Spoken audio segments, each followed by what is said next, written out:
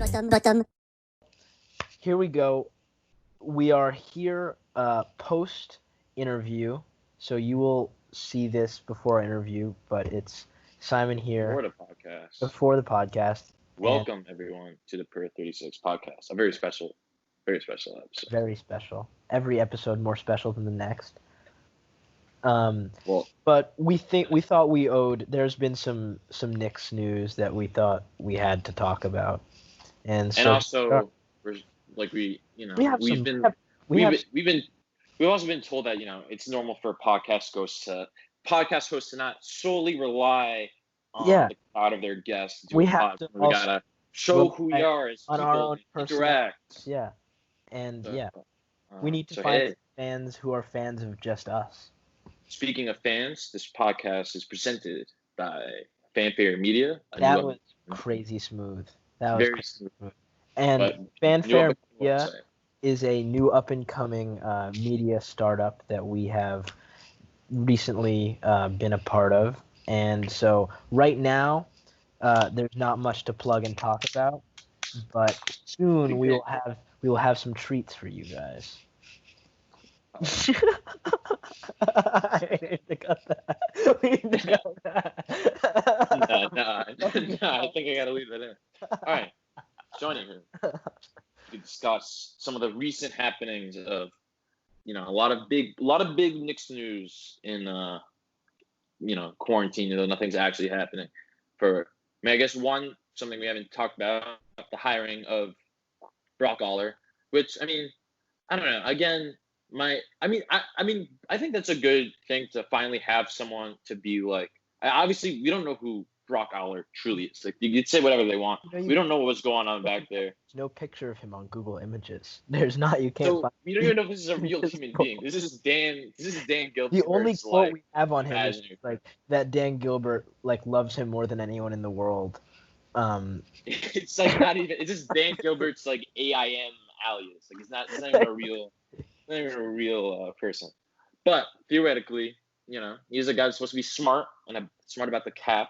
So that is something the Knicks haven't really had outside of just realizing that giving long contracts is bad. Maybe we'll finally have someone to be like, oh, there's other things you can do besides just giving out a 1+1 team option to a scrub, not a scrub, but a middling role player who can't pass. We'll have might be able to execute some finesse for once instead of just realizing that Tim Hardaway contracts are bad. And here's the thing. I saw a lot of people on Twitter kind of being kind of going through the old Cavs signings and kind of roasting the especially bad ones, like the Tristan Thompson deal, the J.R. Smith deal. But we know those were under the orders of LeBron. And I bet you... And it worked. They got a chip. Yeah. But I bet you that if LeBron had told them after that chip year, hey, I'm not coming back, there's no way that Brock and Kobe are just going to be doling out those deals. It seems I don't know if it was you who showed me it or someone else on Twitter, but the maneuverings he did with that Corver contract, that looked really impressive. You got it first. Yeah, I don't know. I'm sure he's a smart fella. I don't think you could really kill him for the Tristan Thompson thing too much, though. We'll see. Again, a lot of people are being salty that people are salty about Scott Perry being extended, and it's just I don't know. People are saying he's not gonna have as big a role, but he's still literally the GM. So they could have just made Brock Aller the GM. And he is. There's nothing. He is officially. He will be running our draft again. Yeah, and also people are saying he's gonna have less of a role, but I don't really see how it would be less considering one, it is the same position, and two, Leon Rose according to Begley, Leon Rose relied heavily on Scott Perry. So I don't think the new kids who the new agent who doesn't know how to run a team is all of a sudden gonna, I don't think he's gonna. He's not gonna walk relying on Scott Perry. Yeah, he's not going to walk into the draft room and be like, "Hey, Scott, I think you're doing this wrong." I think that's whole. It can't be both ways. You can't say that Scott Perry's do nothing, don't worry, but also be Scott Perry's just there to teach Leon Rose everything he knows and mold him into the next Scott Perry. Next thing we should probably cover is what's been making waves throughout all of Knicks Twitter, which is the KD style pull-up range of our franchise center Mitchell Robinson. And you did your due diligence and what you always do with bringing some reality to the situation by linking that Andre Drummond pickup video. Yeah, I mean, it's ridiculous. I mean, it's just silly. I mean, even if Mitch starts shooting, he's not going to be pulling for step back jumpers. with and, three in between the legs, behind the back, step backs. Like, yeah, and like I don't know, I can't. I'd love to Mitch. see an 18-footer first. That's where I come in. Yeah, like I can't hate on Mitch for shooting, but it's like the step back three is stupid. We haven't even seen anything outside of the paint, and like I don't know. I would love to see some like general ISO moves because this is like such an athletic dude. He doesn't need to be doing step back threes. He just needs to find out a way to, instead of shoot step back threes over Andre Drummond, find a way to, like use his insane athleticism to like do a spin move on Andre Drummond or, run past him. I don't know. The step back three is whatever. And then the other thing is like, again, if you are going to practice shooting, like his shot is like kind of a little weird where he like leans back. And obviously, he's demonstrated a stroke, but he has been inconsistent. Like, I'd like to see, like, if he's going to work on, I'd like to see him, like, correct his form a little bit. See, he does. I did compare it to KD, but KD's also kind of the only guy that, like, shoots back, like, leaning like that, And we can't, I mean, here's the thing. It is, you're right. It is a little strange, just his posture on the shot, but we are lucky in terms of it is a fluid stroke. Like, we're both under the impression that it's not out of the realm of possibility that he could be a 33% three-point shooter in the next 5 years. I mean, even Robin Lopez this year was like a knockdown three-point shooter. Yeah. But yeah, I mean, I don't know. Again, I don't know. I'm gonna be honest. I'd like to see. Mitch has not social distanced once throughout the. Well, yeah. Oh, yeah. I was gonna say that. We're all talking. We're debating about like the threes and stuff. But how is this dude playing like 4-on-4 right now? Like everyone's kind of freaking out that like, oh, the NBA is reopening practice facilities for people to shoot 1-on-1 with like a Heisman dude. Meanwhile, Mitchell Robinson is like just playing 5-on-5. Like, shirtless. shirtless. Yeah, like how is that allowed? Maybe they've all been quarantining together. I don't know.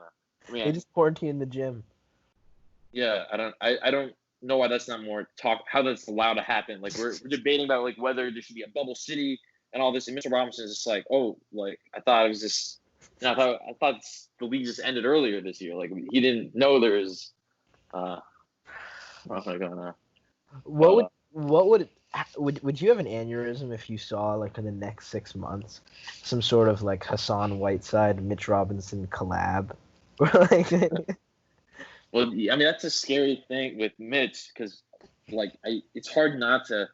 Well, one, it's hard not to imagine the Knicks are like gonna freaking sign Hassan Whiteside for no reason. He's a free agent, but like there's so many similarities between Hassan Whiteside and Mitch that like their Snapchat stories.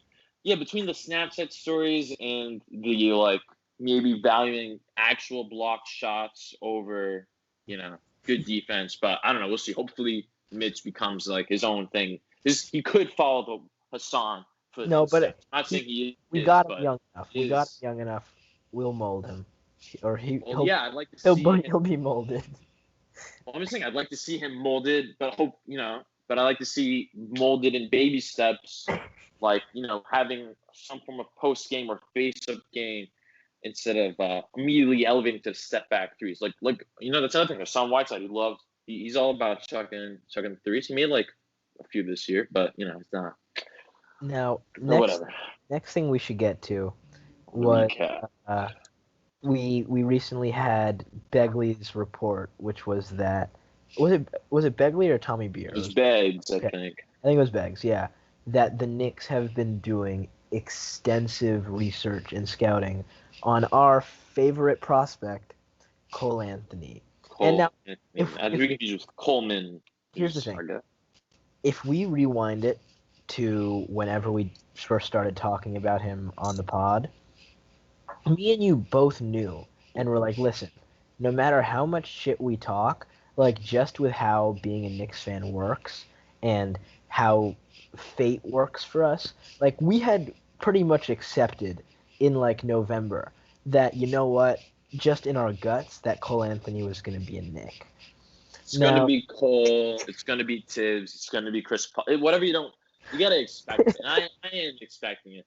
And, I mean, there is truth in the fact that, like, it's hard to roast too much the statement of there's scouting. No, they should be. But just the fact that they chose just, like, Cole. The fact that's what's getting leaked. Exactly. Kind of seeming like they're trying to put out the feeler to make sure it's okay. Like, you're not seeing the Knicks are extensively scouting Denny.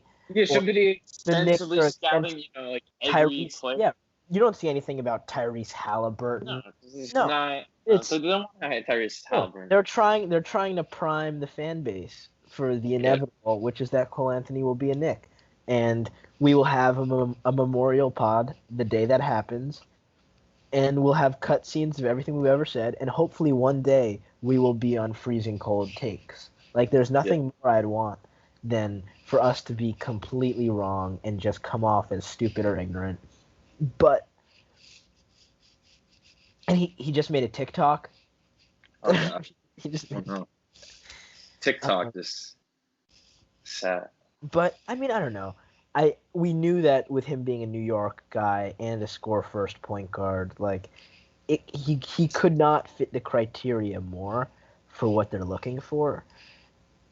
Well, I mean, it just sounds scary because so many of the, I don't know. I mean, the truth is every top guard in the draft is a little scary where they're, like, pretty much, like, Edwards, LaMelo, Cole. I mean, they're all Hayes. They're all like Hayes. They're all well. I don't know. I don't know. It's just like there's a lot of inefficient guards. Are all kind of concerning. But I don't know. The fact that Cole got leaked. It's interesting. You gotta wonder why they're putting the agenda behind the scenes. Who the are. Anyway, I guess we could wrap up our little Knicks roundup. Yeah. I mean, and just for everyone, I think this is something we're going to be doing from now on. Just when we release these pods with guests, we'll make sure to put between 5 and 15 minutes of just us in the beginning. Start a year in, we're starting to, maybe make it a podcast, Now we're trying to express ourselves. Anyway, we got a really great guest on today. It was a really good, interesting interview. I decided not to shoot or boot my own horn. We got Coleman. That was gross. What? I don't remember his last name. Coleman Ayers. Well, whatever. Coleman from By Any Means. Hopefully, I didn't pronounce that wrong. I don't know, whatever. Coleman from By Any Means Basketball. Yep. He has like 250,000 YouTube subscribers, 50,000 followers on Instagram. He's got a clout, and he just has some great. I mean, he does a ton. He's a young guy like us, but he does a ton of stuff. There's these great video breakdowns of NBA players, but he's also like trying to become a trainer too, as you'll see in this upcoming little podcast. Hope you guys enjoy it. Joining us from the creator of By Any Means Basketball, Coleman. Thanks so much for coming on. For sure. Thank you guys for having me. I guess to start off, I just want to maybe let you explain what By Any Means Basketball is about, because I mean I know it's kind of a few different things. Yeah. So it's kind of developed or evolved into, like you said, a few different things. It's become a pretty wide-ranging thing. But I started it out like 2015, 2016. Not really a definitive date, so I always kind of struggle with that. But I started out when I was 16 years old, so I was like a high school junior hooping. Like I said, I'm from Washington, D.C., so it's like a very good basketball area. So that kind of got me set on that path. And then it started out really with just watching film and breaking it down and then just putting it up on YouTube as a hobby. I made some little documentaries that are off YouTube now because they're embarrassing as hell. Because I was like a little 15-year-old making some documentaries like about me working out and shit. But pretty much started to get attention was just breaking down film. I started a series called the Attention to Detail series, and I'm still going with that today. So I just started putting it up on YouTube kind of as a hobby for real, just like to get off my computer so I don't have to worry about taking up space. And it kind of gained some momentum. And then from there, I've been just expanding every. I think a year after that, I started training players. Like I was a senior in high school, so I was training some guys on my team, and some other guys in the area. And then gonna play college basketball, but I decided to focus more on by any means and developing and training players and teaching. And it's expanded into a pretty global thing, which is crazy to me. But it's become a very cool platform for me. I think I have like 250. I don't really know the exact number, but like 250,000 subscribers on YouTube, and then like 50,000 something on Instagram. But point being, it's become a very cool kind of platform for me to teach through and to reach like a global basketball audience. And now I do everything from training to events to I still make those YouTube videos, so hopefully people still get a lot of value out of those. It's become a lot more than just those videos that I started with. That's how I discovered you. I didn't realize until just now when I realized we have you on that there was all the skill training stuff. I realized I do know you, or did and have known you, and enjoyed your stuff a lot, the attention to detail stuff. Right. Yeah. I mean, they're just very aesthetically like pleasing videos because the songs that go along with it, it's pretty like vibe out to. It's good to watch. Just like mellow, making jumpers, you know. Here, Coleman, I'll give you a little inside info. When me and Alex were talking about having you on the podcast before, when we were first talking about it, you even said, Alex, even if you didn't do anything with by any means basketball, he said that you're such a talented editor that like, have you always had like a passion for editing, or was it just the more you did it, the better you got, and then now it's just like second nature? I think it's always been kind of a gift. I don't know like where it is. I guess just kind of an innate gift. But I mean, I wasn't obviously like if you go back to my like very, very early videos, like they were not as aesthetically pleasing as the ones that I put out today. But it's definitely been a process. Like I said, I've been doing it for like 6 years, so it's been a process. But I have had a pretty good feel for it. I would like to think at least. So it's been kind of a mix of the two. Yeah, I just respect it. Like, I mean, I don't know. I just respect a lot that as a content creator myself, made videos starting in 2015 on YouTube. Like, you know, I don't have anywhere near the 250,000 subscribers, but it's crazy that like that alone could be like pretty cool. Just like you make the attention to detail videos that are, you know, I enjoy a lot. The fact that like you're not just me, like a fat guy in his mom's basement, that you're actually like also, you know, like playing club basketball and training people that like, I mean, that's something in general which I kind of want to ask you about. Just like a lot of the time, I feel like people who are really into like playing basketball and people who are into the NBA is kind of, you know, they're kind of different groups, which always surprises me. So like, I kind of like that you're into the NBA, at least in your videos, and you also are into like the playing side. I mean, I don't know. What are your thoughts on that? I mean, we're like a Knicks podcast, and like Mitchell Robinson didn't even know who Hakeem Olajuwon was. So like, I don't know. There seems to be more and more of a disconnect of like between the NBA like playing basketball, which I don't know. It's surprising me. I like both. Yeah. No, I think it's kind of been like, I feel like if you really want to get into one or the other, it's better to kind of supplement yourself with the other one and dive full in. Like, I mean, obviously you can watch basketball and not play basketball. Well, actually, that's probably the harder one for me is if you're playing basketball, I feel like you should definitely be watching it and at least have some type of knowledge of the game, at least today. Maybe not back in the day, but I mean the Hakeem Olajuwon stuff's that's kind of wild. Yeah. But I do feel like it's just like being a part of basketball culture for me is just like being able to relate with everyone on every side of the spectrum. Um, so being able to talk about the NBA, being able to hoop with people who don't even watch the NBA very much or focus more on college or whatever it may be. Just like I feel like personally, it's especially for me. On more of like a global scale, it's great for me to be able to relate with everyone, no matter their playing or watching level.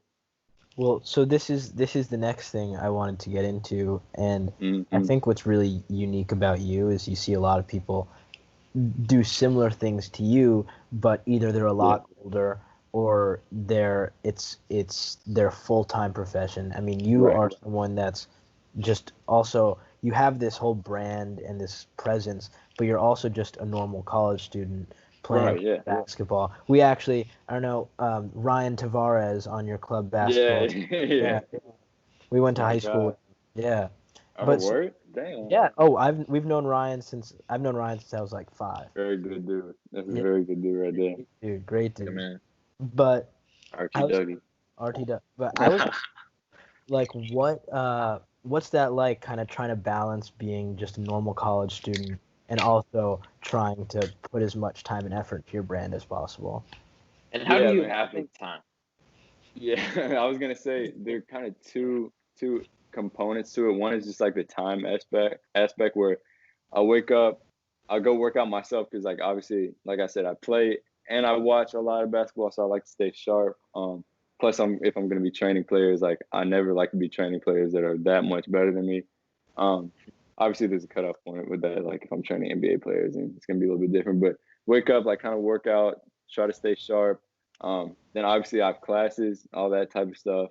Um, and then I'll probably go train like 2 or 3 players or teams some nights of the week, and then also be playing. Like I hoop in the evenings as well, and then also make the content. Like I try to post every day on Instagram, like once a week on YouTube, which is tough. But um, to be honest, that kind of comes as like a last priority for me. But I enjoy everything that I do, so I kind of find a way to do it, even if I shouldn't. Like I'd say school is more of a priority for me than like putting out content and stuff, but sometimes it definitely comes a little bit behind it. But I find a way to do it. I really just try to prioritize like my in-person training the most because that's what um, I really wanted to develop at the most. But I think everything just kind of comes naturally because at the end of the day, I want to get everything done. So by any means, I try to get it done. But then the other component that I was talking about, yeah, a little pun right there. The other component I was talking about is just kind of like a social. I don't really know how to explain it, but like you said, a lot of guys that do similar stuff, whether it's skills training or putting out content or um, all this stuff. Like a lot of these guys have full time jobs in it, and I'm going to have that soon. Like I graduate in 1 year. I'll probably get my master's in strength and conditioning, but right now with school, it's just like I, I was doing this stuff when I was living in a dorm on campus. Like, people will see me randomly. Like, I've had a couple kids come like, "Oh, like, don't you do the Bonnie Me stuff?" And I'm like, "Yeah, like, just a normal dude. Like, I live in a dorm on campus. And it's a little bit different now that I'm kind of growing out of that. But at first, especially, it's pretty cool to me just because I never want to be like the type of dude that is considered to be like above anyone or like I'm not like just because I have a certain amount of following on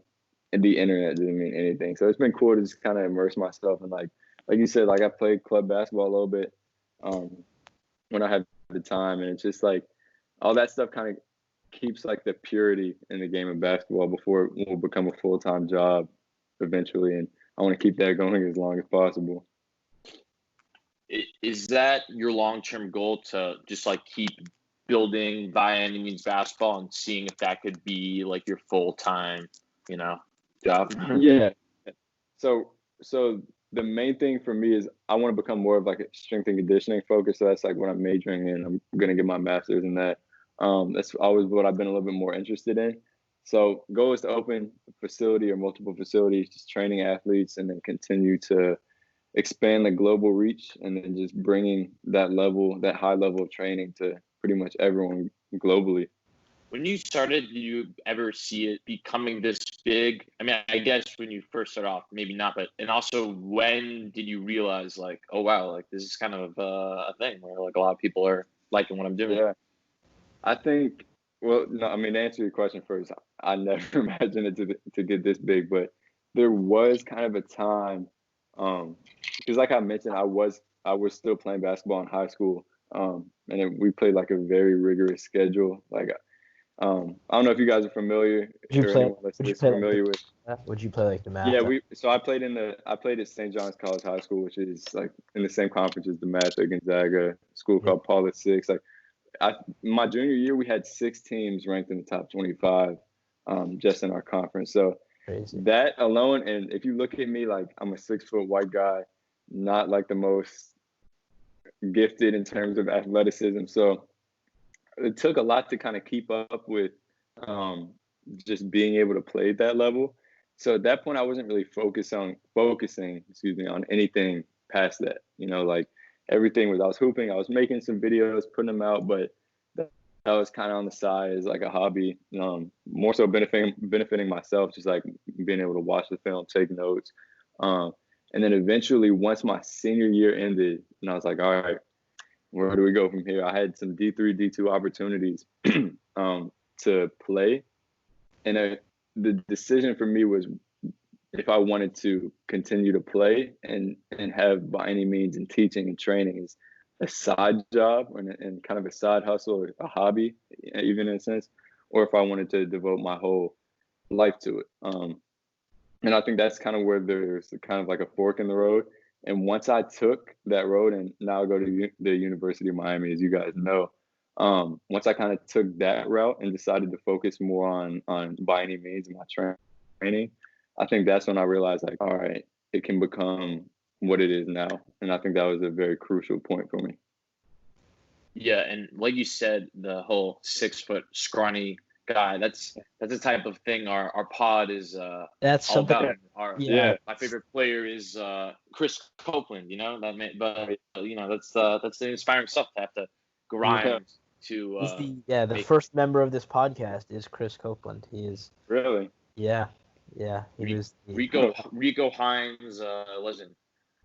He's always Now, in the background of those runs. when you look at guys maybe like Chris Brickley and Drew Hanlon and people like that, is that what you want to do, or do you want to kind of find a middle ground between, because they're mostly shooting, right? I would say. Yeah. So are those kind of career paths you're looking to emulate, or are you looking to kind of create your a kind of like a whole new style? Yeah, I think there's a little bit of both, and that like every one of those guys probably has a quality in which I want to incorporate into my path. But I definitely see a kind of a new style for myself in that I focus a lot on like the strength and conditioning side, where it's like focusing on the athlete's body, what they need to do to become more athletic, to recover from their workouts. But I also obviously have been doing the attention to detail stuff, focusing on like the skill side for so long. So kind of merging those two, and being able to increase the player as an athlete and then the player as a basketball player in terms of their skills kind of concurrently is my path. And then also just like, I feel like one of the main things for me is I just can be very relatable. And the main thing for me is just being able to continue to use that to my advantage and kind of make very like high level scientific information like digestible, I guess, for just like the average hooper. So that's kind of my goal right there, because if you look at a lot of guys that are extremely knowledgeable, like they know all about the human body, all about how to improve as an athlete. If you take them and put them in like a normal room with like just normal hoopers, they're not going to make their way out because they have no idea how to actually like interact with those guys. So one of the main things I want to do is taking that information, be as smart as those people, and then be able to relay it to the entire basketball community on more of a digestible level. So going back to the question, there is an aspect of that, but I also want to include more so I can take kind of a unique path. Yeah, you definitely make it more digestible. Like I said, even if I'm not like paying attention to the video, I could just like watch those attention to detail basketballs on a loop. But Yeah, that's the goal. but also, yeah, definitely a lot of content I see out there of like this variety can be undigestible. There's one account, I don't know if you've ever seen it, called B Biomechanics on Twitter. It's like it goes out of its way to just be. Do you have any gripes with the account? Exactly. Like they always or Scout with. you're You ever seen you're Scout? anti. No, I'm sure I've come across it, but I'm not plugging it because we have our own beef with. He's been on the podcast, but you have. He was on the pod. He's still an enemy of the pod. He still is an enemy. That's crazy. But we'll be trash talking you next week. Yeah. The tone, like going off on what you said about being more digestible, I think that you find a really good balance between both just bringing in an analytical side to the game, but also, like you said, just having kind of that Hoopers mentality and just being able to relay that. Now, since you've been at Miami, have you found that you're just training people that want to get in shape? Have you worked out with some guys on the team? Like, how do you kind of make those connections while you're at school? Or is it just literally people, maybe high school kids, hitting you up on Instagram who live in the area, being like, yo? Yeah, I mean, I think I do train, like, some of my friends. Obviously, like, if any of my friends, my boys want to work out, like, I'll always work them out because I would do the same. I would want the same if one of my friends could train me. But most of the players that I train are at high schools in the area. Some of them are at colleges. And most of it does come from social media, like, especially these days with training and all this entire field. Like, it's so heavily based off of social media that I'll get DMs from random ass high schoolers in the area that'll just be like, yo, let's get in the gym. And I do as much as I can, really, like, is depending on my time. And that's kind of built up to, like, training probably but a lot of the better players in the area.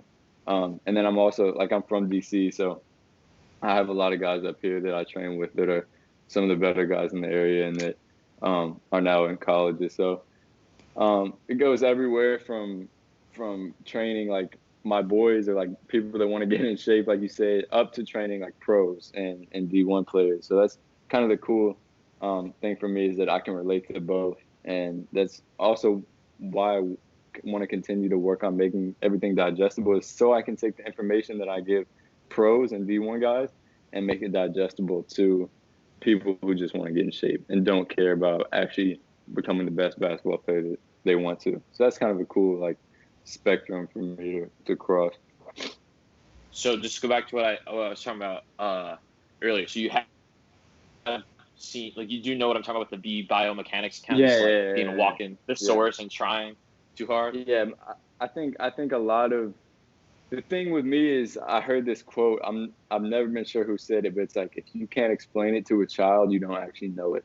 And I think that's the biggest thing for me, is, like, a lot of people, when they're kind of conscious of what they actually know, they go out there and start throwing in these big words and throwing in, like, all these crazy concepts that you guys don't need to know that. Like, I may know the concepts, but I'm not going to present them to you because you guys don't care. Like, you guys don't care. No one will care unless you're actually researching this type of stuff. So I think the key is being able to take that knowledge and then apply it in a way that's you're letting go of your pride and just being like, all right, if people think I'm not very knowledgeable because I'm not using all these big words, and so be it.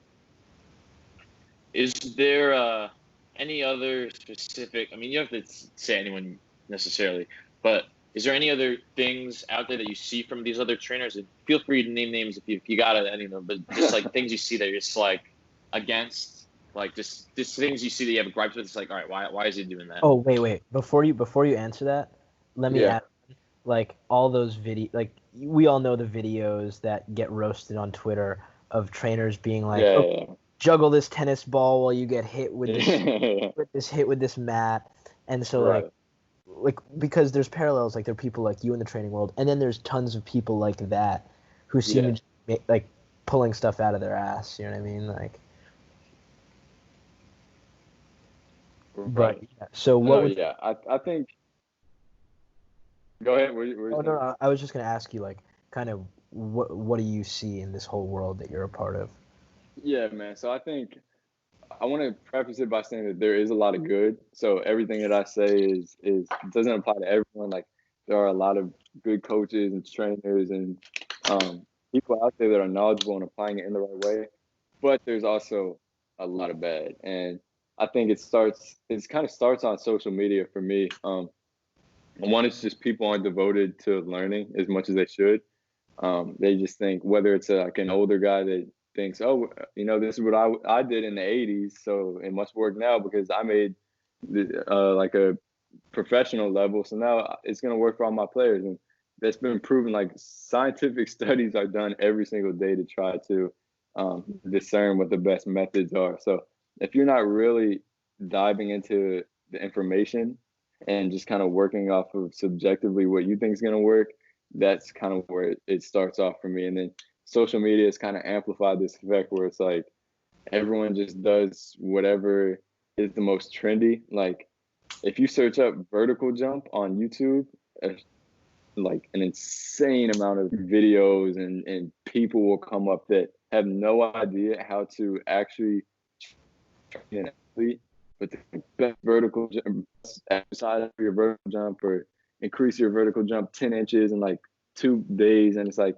all of it's complete bullshit because not even if one athlete is able to do a certain workout program or a certain exercise and it works for them, it's not always going to work for someone else. So I think that is big, and I think the root of that is just that people are focused more on followers and subscribers and monetizing their videos more than actually becoming as knowledgeable as they can. And then I think that's kind of the root of all evil in terms of like the what I have, the problems that I have in the training world. But I could go on for days and days about it. So I'm gonna just cut Wait, that one short.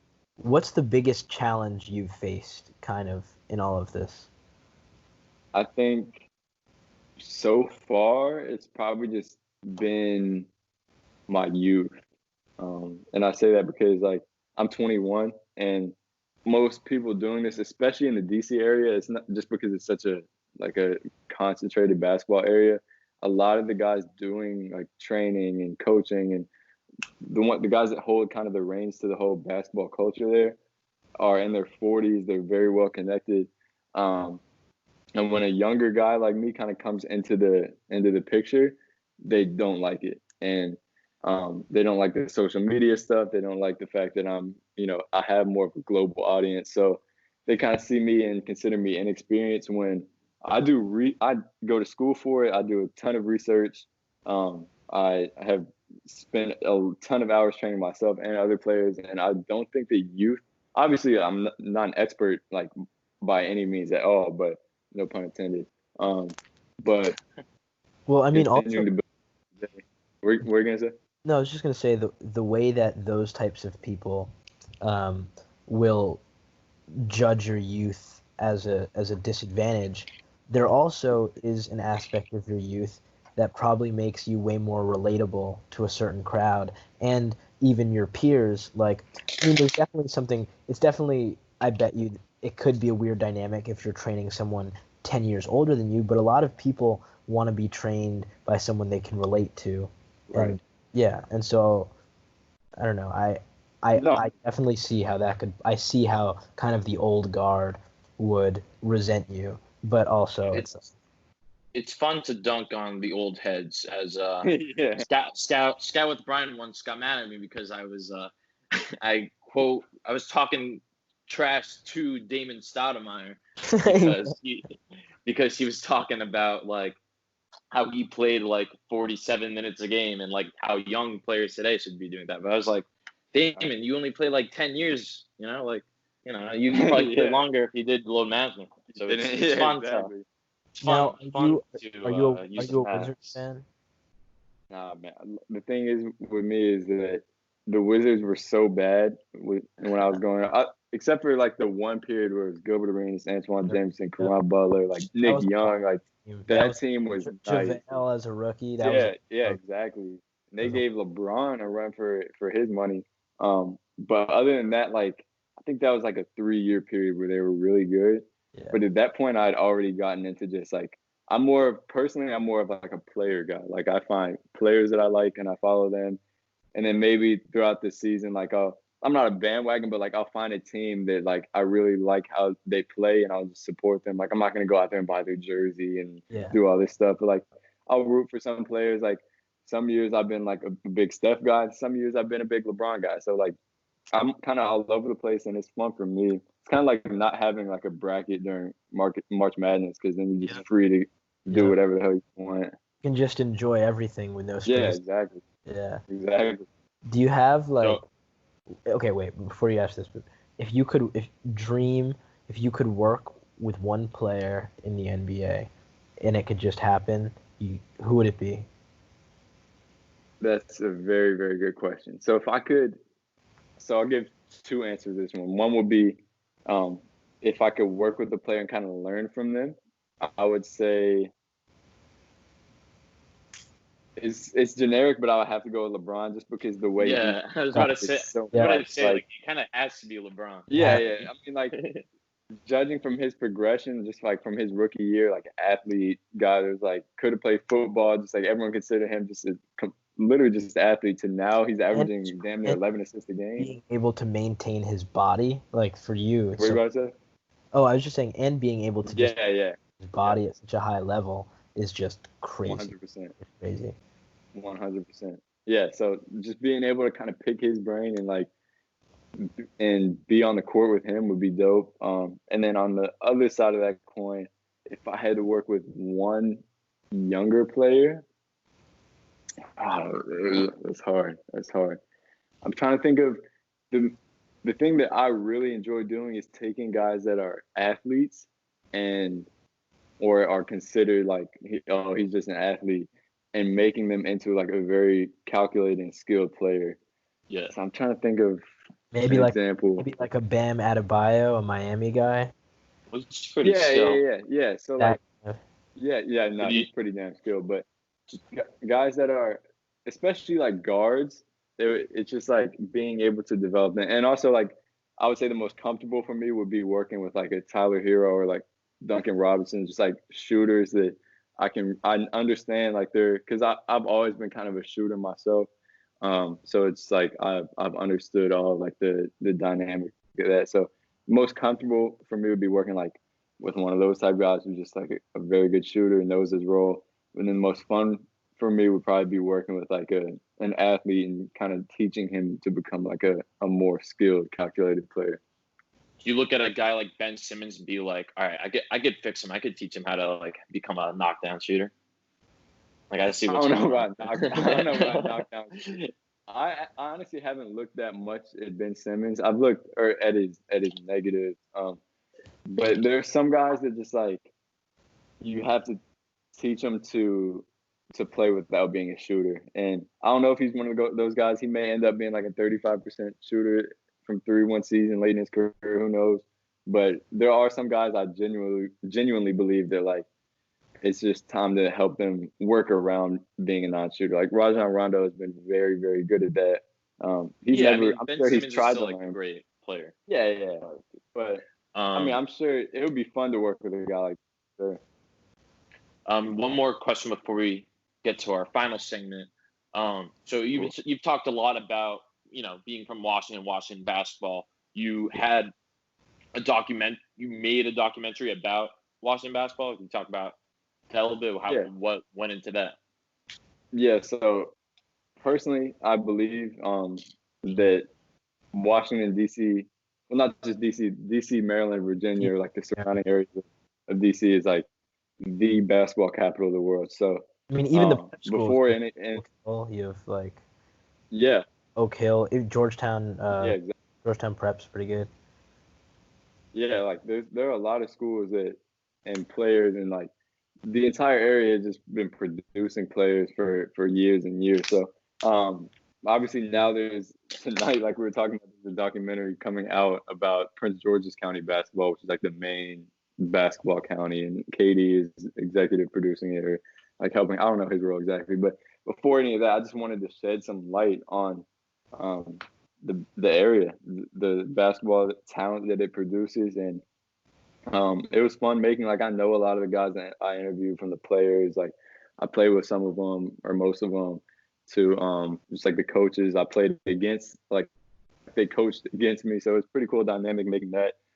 Made some cool connections, met some good people, and it was like a fun little project, and it actually turned out to do pretty well.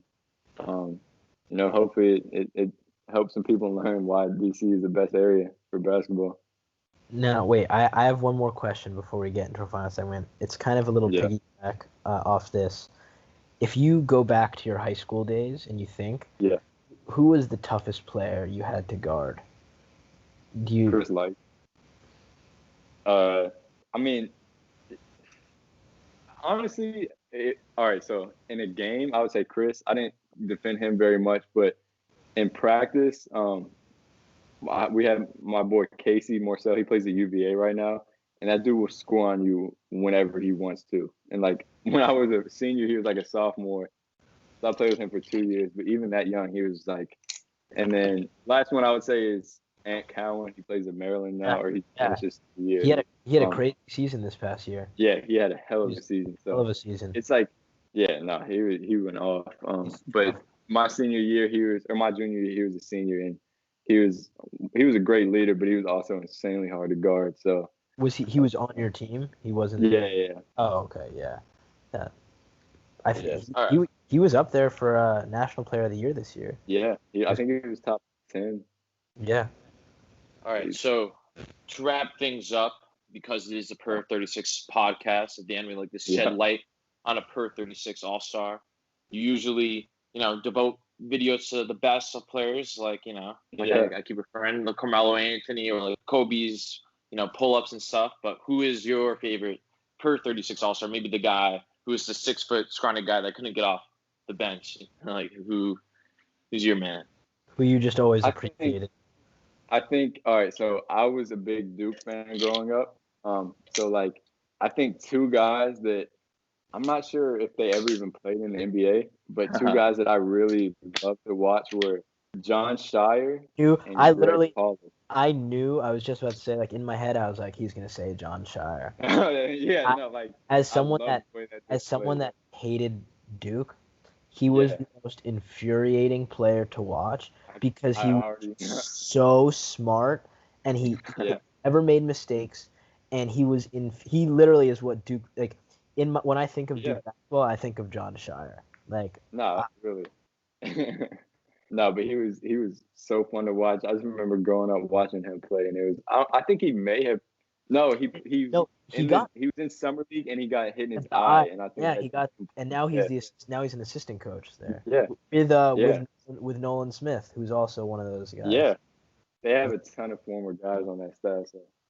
But yeah, I think he's definitely got to at least be up there, if not my favorite guy. It's like the scrawny white guy. Was Kyle Singler on that team with him? Yeah. Yeah. That's another good one right there. That's a very good one right there. And I like the Thunder because I'm KD's from DC, so I was like I watched the Thunder a lot, and I remember he played in a couple of KD's last seasons with the Thunder, and it was hilarious to watch him just because he was like such a significant player at Duke, and then just see him as kind of like a bench, not a bench warmer, but like a role player was fun to watch. Just an afterthought after being like, it was like the Shire and Singler was like the craziest college basketball. I have two white guys just killing. All right, so we could wrap things up. I want to let you plug your stuff, like what we discussed earlier. You just had a ebook that came out. What else you got going on? I mean, you could talk about that a little more too. Like you said, the ebook just like pretty much details like my entire method of how I break down film, all the resources I use and all that type of stuff. So if you want to learn about breaking down film, go check that out. Documentary like we talked about, it's called Running the City. Just search that up on YouTube, you should find it. And then really just stay tuned for everything else. I got, Instagram is @ByAnyMeansBasketball. then YouTube, just search up Miami Means Basketball, should come up hopefully. I'll follow you right now. Wait, also, you know, Cool. have you trained with Jordan Huntley? Yeah. Really? Yeah. I've been trained with him, but I went to middle school, and like that's one of the dudes I've known for a long ass. I played against him like 4th and 5th grade all the way up to. I went to boarding school with Jordan. That's funny. Word. That's crazy. That's crazy. Wild. That's That's wild. insane. But All right. Yeah. go check it Well, out. All right. It was great talking to you, man. Great. Yeah, thanks so much for coming on.